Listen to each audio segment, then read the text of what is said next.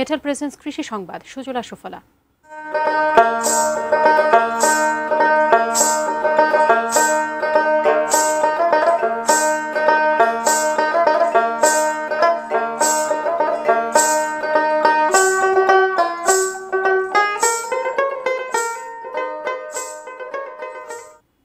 নাটোরে হঠাৎ সার সংকট, বেড়ে গেছে সারের দাম।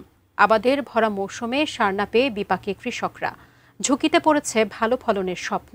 তবে সার সংকটের কথা মানতে নারাজ ডিলার ও কৃষি দপ্তর। সোহেল রানার ক্যামেরায় নাটোর প্রতিনিধি বোরহান উদ্দিন বনির রিপোর্ট। কৃষি প্রধান জেলা নাটোর জেলা। মাঠে মাঠে পড়েছে ফসল বোনার ধুম। এবার ৭৬,৮৮৫ হেক্টর জমিতে রোপা আমন চাষের লক্ষ্যমাত্রা ধরা হয়েছে। এরই মধ্যে আবাদ হয়েছে ৬০,০০০ হেক্টর জমিতে। সবজি চাষের লক্ষ্যমাত্রা ধরা হয়েছে ৩,৩০০ হেক্টর জমিতে। ১০৪ হেক্টর জমিতে চাষ হয়েছে মাসকলাই। এই মৌসুমে সব আবাদেই ইউরিয়া, পটাশ, ডিএমপি সহ বিভিন্ন প্রকার সারের প্রয়োজন। অথচ কৃষকরা সঠিক সময়ে সঠিক পরিমাণে পাচ্ছেন না সার।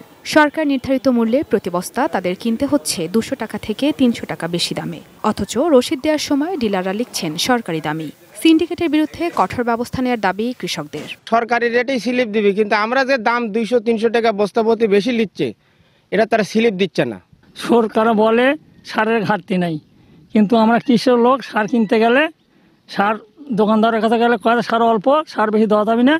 তবে সার নিয়ে কারসাজির অভিযোগ মানতে নারাজ ডিলাররা। বলছেন টিএসপি সারের অল্প স্বল্প ঘাটতি থাকলেও অন্য সারের সংকটে নেই। সরকারি নির্ধারিত মূল্য ছাড়া অতিরিক্ত ১ টাকাও আমরা দাম নেই না। ইউরিয়া আমাদের চাহিদা ঠিক আছে, কৃষকে দিতে পারছি, পটাশও ডিএপিও মোটামুটি দিতে পারছি, কিন্তু টিএসপিটা একটু কৃষকের চাহিদা মতন দিতে পারছি না। জেলা কৃষি দপ্তর বলছে সারের কোনো সংকট নেই। কোথাও সার সংকট দেখা দিলে সমাধান করবেন তারা।